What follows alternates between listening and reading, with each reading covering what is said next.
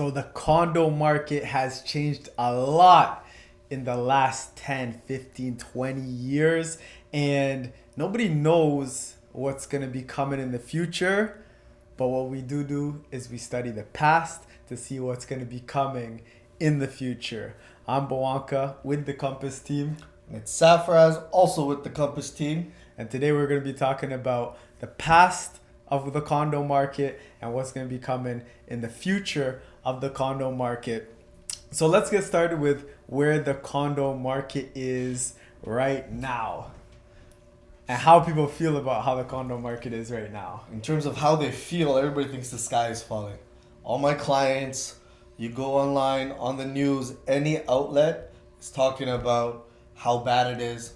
We'll talk about it, but months of inventory, how you're going to have to be in front of the price drop in order to even sell your unit. And we have a lot of clients that own units, own condos, whether it be in Toronto or otherwise, still having a hard time. And it's been tough for, I'd say, even 18 months, maybe even 24 months just to have your unit sold. Yeah. So why would somebody sell a condo right now if it's not a good time to sell? To me, I'm thinking about upsizing, right? So if someone thinking about upsizing, the values of both condos and homes have dropped, generally speaking. But I always look, it's a numbers game, right? So if you say it's a $500,000 condo versus, let's say, a house that is $1 million, right? The jump is huge, absolutely. But as the condo market, let's say, drops 5%, we'll use simple numbers, right? 5% of 500K is 25,000, right? But 5% of $1 million is $50,000. So when they see the drop, that's why houses have dropped significantly more compared to their peaks versus the condo market. So if you're really running the numbers, it does make sense to upsize, perhaps get a townhouse, a house, whatever it may be. Yeah. So even for me, a lot of clients that I have who are thinking about upsizing, the thing that they're kind of worried about right now is, but I'm not making as much money on the sell. So people are thinking, I'm not going to make as much money on the sell. But what you also have to look at is on the buy, you're able to get a great price right now. And not only are you able to get a great price, I think a lot of people forget this, you're able to get exactly what you want because there's a lot available and there isn't as much competition as we had before. Absolutely, yeah. Compared to the past, we're looking at houses. Houses have definitely been stronger than condos. I think everybody can agree to that. But there's so much opportunity to now find the right place. You're not in 10 offer bidding wars anymore. That's a story of the past that we can't even talk about right now. You can find your home and it's a one-on-one negotiation. Get the right terms ideally, and at the end of the day, the right price. Okay, so let's go back, and we're gonna go all the way back as far as 2010, and we're gonna go back to a time where people weren't so crazy about condos, and the reason being is because why would you want a condo when you can have a big house? All the condo is so small. Like these are common things that you would hear. But the benefit of a condo is you have parking underground, which is nice. Like you have all the amenities, and location. That's gonna be the biggest thing. But also like you're buying it at a fraction of the price of a detached property. Absolutely, yeah. So let's say even 2010, it's the lifestyle, right? You don't have to shovel the snow. You don't have to mow the lawn. Your roof is leaking. You don't have to worry about these kind of things, right? So the lifestyle shift that we have seen, with the introduction of more and more condos, more activity in the condo market, I think that's what most condo buyers are looking at, lifestyle. Yeah. So there was a time where it was difficult to get people to buy a condo. And again, if you look, generally speaking, when if someone comes to me and they tell me, hey, you know what? I want a condo, but I want a big condo. The first question I ask them is, are you okay with something older? Why? Because older condos are typically going to have more space in them. Now, that's also going to come with a higher maintenance fee, but with time, what we start seeing is year after year, they keep getting smaller and smaller and smaller. There's condos that are being built right now, 267 square feet. That's tiny, as a shoebox. Yeah, it's you go into the older spots. There's a lot of them in Toronto and outskirts. You can go to Scarborough, you can go to Etobicoke and North York. Sometimes you'll see units that are 1,200 square feet for a condo, right? You used to be able to see, the 3 bedroom, 2 baths, but now the new projects they're not really selling those. They might have a few of those units, but most of them are 1 bedroom studios. Those are their top sellers. I'd go as far as saying. Yeah, even 2 bedrooms, 3 bedrooms, you're usually going to be under 1,000 square feet. So they are starting to build them smaller. But the whole point of this is when condos started being built, because people hadn't bought into them, the price was a lot lower, and kind of what you would get for that price was a lot more than what you're getting now. Yeah, I was telling Wonka, I bought my first pre-construction condo in 2009, and I just ran the numbers. It was a 1+1 with parking. Parking was included in the purchase price. I paid $400 a square foot, $260,000 at Don Mills in Eglinton, which is a hotspot now. The same, right across the street, they're developing there. They're looking at $1,100 to $1,200 a square foot without parking. And then we talk about parking, which is what, 50 to 100K sometimes, depending on the builder, right? So, that's only been, 14, 15 years. And look at that huge jump. So this is what we're trying to show you is like there was a time where condos were difficult to sell, and people thought a lot about it before buying it. And as the years started going by, more people started seeing condos as, hey, because of the location, because of everything that comes with it, the ease of life, the neighborhood started growing as well. Now a condo starts to become something that's a lot better. A lot more people start liking it. And then, like he told you, 400 a square foot, where now they're at 1,200 a square foot. People started making money on these condos. Yeah, absolutely. We saw it like mid 2010s, right? Between 15 to maybe 18, people bought their condos. Like example, myself, they bought it for 260. 4 years later, closing time. All right, I made 200K. I invested, let's say 60,000, and you walk away with 200K profit. I tell you, I tell my cousins, I tell my friends, I tell my clients, and everybody. That's where the ball starts rolling. So now this is kind of what brings us to where we are today. So now, pre-construction, back in the day, it was priced to sell. It was priced very like at a great place. But then people started buying pre-construction, and I would say around like 2016, 2017, 2015, 2014, around there, that's when a lot of these homes, or I guess pre-construction condos, were being sold as an assignment. And just kind of break it down for people what an assignment is. Assignment is basically whenever you buy a pre-construction, of course you don't get the unit, you don't get the keys, but you have a piece of paper. The piece of paper says, Wonka, you're the rightful owner of this unit, right? You bought it, 3 years ago, and now it's about a year before closing where you would get your keys and your mortgage. But instead of doing that, you're like, hey, I've made so much money, I don't want to live here. Let me take this piece of paper and sell it to somebody. That's what an assignment sale is. You're basically selling the rights to own that condo to somebody else for profit. So now, let's say that 2014 to 2017, 2018 gap, during that time, a lot of people did this. And because they made so much money, it looked like, wow, this is a play that really works. And other people were said, you know what? Well, my friend down the street did it. My cousin did it. I might as well go do the same thing. And they bought one. Maybe they even bought two. But all the people who made money, they said, what? We just made so much money on this. Let's go do it again. But this time, maybe we'll buy two. Maybe we'll buy three. Some people maybe even buy four. You don't know. Like some people would buy a lot of units because if we did it once, why can't we do it again? But the other thing that happened as well is the builders. We told you before, they were making everything so favorable. They were priced to sell. The builders said, you know what?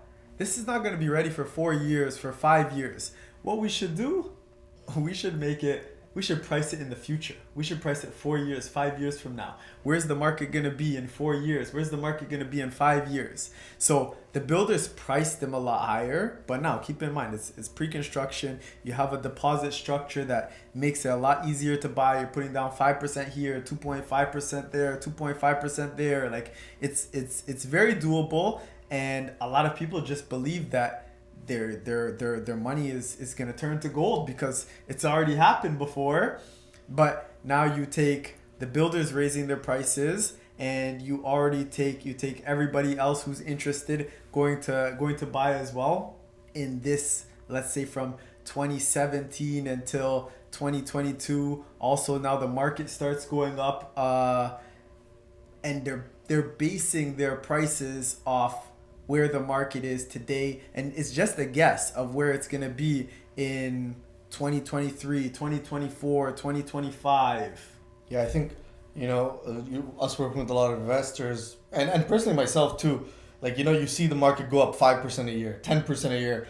You really forget the risk that comes with it, because you're like, hey, had I done this, I would have made 10%. So let me go do it now, right? Let me gather the gains of the future. Right? So these pre-construction, some of them you only need to put 50, 60, 70, 80K down, and you're going to walk away with sometimes 100 to 200K. I've seen someone make 400K on an assignment sale, right? It's like, hey, I might as well grasp it. They forget the times where the condo market or real estate was tough. We had a great stretch, right? And yeah, some people bought 5, right? They bought 5 units with the sole intention of assignment. Yeah. And here we are today. And another thing that we still haven't talked about yet is new builders jumping into this as well. Because now the new builders see, oh, look at all this money. Look at all these people who want to buy condos. And it started like, and it's got to be in a great location, right? Location. But then it just started, let's get it anywhere. Anybody's going to buy these. And now new builders are starting to build in not the most favorable locations. And a lot of these new builders, these are the ones who aren't able to close, who aren't able to move forward with their project. So if you've seen our pre-construction masterclass, you know how important we say the location is. You know how important the builder is going to be in this. And then as well the pricing, but we're not really talking too much about the pricing right now. Yeah, it's, we've seen, like, I've been to, we have a couple of clients who previously bought before knowing us, and they bring it to us and saying, hey, it's about to close, I don't know what to do. And we look at the location, we're like, hey, we probably don't even want to take these assignment sales or sales on, just because, compared to what you paid for it, many times we're not even ballpark close, right? That's why, like, location is absolutely number one. And for pre-con builders, right, you don't want to have a building where it does close, you live in it, you rent it out, but you have like 3,000 issues with it. Why? Because then it develops a negative stigma and so on and so forth. And then compared to market value, you might be lower just because it's not a great condo, right? That's really important as well. Yeah. So now let's start moving forward. Okay. So now we're getting to a place where right now there is a lot of assignments that are available. So if you bought and your goal is to assign, you're in a tough place right now. We always say, and if you've seen our pre-construction masterclass, absolutely, we say, do not buy with the intention to assign. If the opportunity comes along and you want to take it, sure, take it. When you are buying, you should also say, I want to have the right to assign. That should be something that's in the contract. But your sole purpose when buying should not be to assign. Otherwise, you can find yourself in a bad place, like a lot of the people who have assignments right now, and they're not able to market it on the MLS because it's not closed. It's not a closed property yet. And maybe they're not even able to close on this property because maybe they have 2 others or 1 other or 3 others that they bought as well, and they're closing on one, but they got to get rid of these other 2. So we're seeing a lot of people who are missing out and who are losing out on that deposit, and they're just in a lot of, it's a stressful time for pre-construction owners who are closing in 2023, closing 2024, closing 2025. Yeah, and the problem with not closing on your pre-construction sale, besides losing your deposit, sometimes they're like, I'll walk away from the deposit, but especially this year and started last year, the builders have said, yeah, you can walk away with your deposit, but now we're on the hook. We sold it to you for X amount. It's now only worth this amount. Your deposit doesn't cover the difference. So now a lot of the builders, you'll see they've already started. They're suing all the people that are walking away. So yeah, you could walk away. You don't have to close on it. Great. But now we're gonna sue you, and a lot of these builders are waiting to sue. They're not gonna sue you tomorrow because they're worried that, hey, what if the price drops even more and they can't sell it? So they're getting sued for the difference plus the other costs involved. So it's a tough situation. So this is something that's happening, but it's not happening with all projects across the board. It's just a few projects this is happening. Okay, now, so we're gonna put a graph up, and in this graph, what you're gonna see is you're gonna be seeing 2010, 2012, 2014, all of these years, and you're gonna see nothing crazy is happening. It's very, very flat, some ups and some downs. But then what you're gonna see is in 2023, basically that number, the average condos completions doubles in 2023. So we broke a record, not only broke a record, but doubled the record in 2023. In 2024, that record the 2023 record got destroyed. Yep. And now in 2025, we're just around the 2023 numbers. But what you're gonna see is in 2026, that number is so low, there's barely any completions that are coming. 2027 is even lower. 2028 is even lower. So what these are completions. So basically people who have bought pre-constructions in, and everything that we're talking about the GTA. We're not talking about Calgary. We're not talking about like Windsor. We're just talking about the GTA when we're speaking. But what you're really going to be able to see is there's no completions coming. We have data from what's sold in the past, because pre-construction usually takes anywhere between 3 to 5 years. So we're able to see you have to be 70% sold before you're able to start building. So we're able to see what's going to be built in the coming years. And what we know is in 2026, 2027, 2028, 2029, there's going to be barely any completions coming compared to what we've been seeing in the past. And that mixed with, of course, it is going to take a long time, because we do have a lot of condos available right now. We have a lot of pre-construction that are going to be coming to market, and we have a lot of assignments that are available. But we do see recovery is going to be coming, because the freehold market will start to move up. And as the freehold market starts to move up, people can't afford it and they have to go to condos. This is just what happens. Right now, the condo and freehold market are going to be a lot closer. So if you can move from the condo market to the freehold market, do it. It's a great time to do it. But we're talking about condos. So yeah, in the future, that's something that we gotta know is coming as well. Yeah, so basically looking forward, right? Like the next 5 years. You know, in terms of condos, again, let's say like if you're looking for in Scarborough, right? Typically it's been on average cheaper compared to certain areas. For a freehold townhouse, you're still looking at 8 to 900K. Whereas, you know, you could probably get into a condo for definitely less than 600 easily, right? In the GTA. So that's where affordability eventually will come to play. As the freehold prices rise, it becomes unaffordable and people want to buy. They are limited, you know, besides the great things, they are limited by mortgage affordability. And what are they going to buy? They are going to eventually have to buy condos. You know, Toronto is a world-class city, and it's also expensive. It's expensive to live in. Just generally, whether you're renting or owning, it is an expensive city. So, you know, can we say, hey, based on this is what you make, even if you make sometimes 6 figures, all your mortgage affordability would allow you to get is still a condo. So I think naturally, you know, thinking, you know, 5 years from now, it's 2030 actually. So 5 to 10 years from now, the condo market eventually definitely will recover. It has to.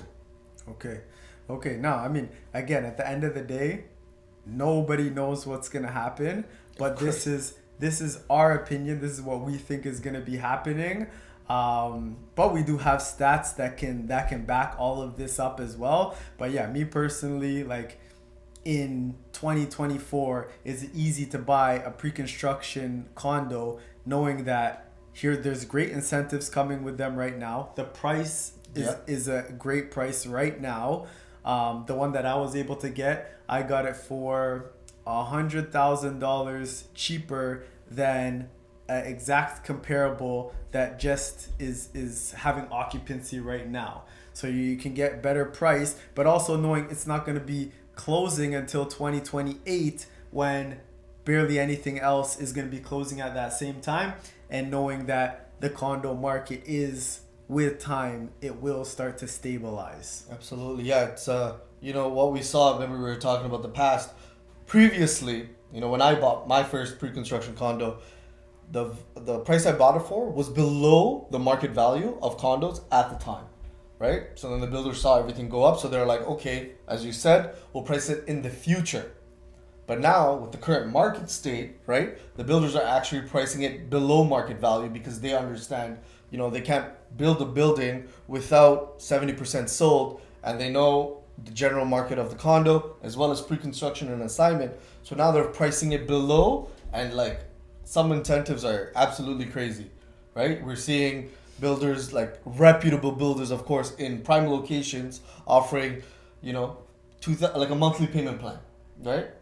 $1,800 a month, $2,000. Oh, some places are covering your maintenance fee for a couple of years. Some people are doing rental guarantees. Like if you buy to rent, when you rent it out, we'll guarantee a certain amount that will cash flow for you, right? So we're seeing a lot of crazy incentives, but again, it's the longer play. And like your unit, you didn't go in with the intention of assigning it, right? Hey, if it happens and everything goes up, take it and run. But go in with the intention of closing always, because if something slight changes, something with the government, something with the regulations, then you're stuck with 100K deposited and you lost 100K, 200K, and without the intention of closing, especially some people without the intention of closing will buy multiple units, then you get caught pretty hard. Mm-hmm. Mm-hmm.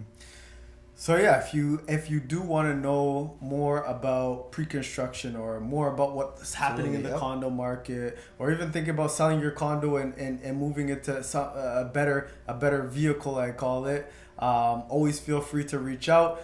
The link is going to be right below, first thing in the comments. Just click on there, set up a time for us to meet. I mean, we're looking forward to you. To talking to you. We hope that you got a lot of value from this video. If there's someone who you've been talking to about condos and they want to know more about condos, forward this video to them. Make sure to give us a thumbs up, like, subscribe, and we hope this one brought you a lot of value. So again, I'm Bwanka with the Compass team. And it's Safras with the Compass team. And we're looking forward to seeing you guys soon.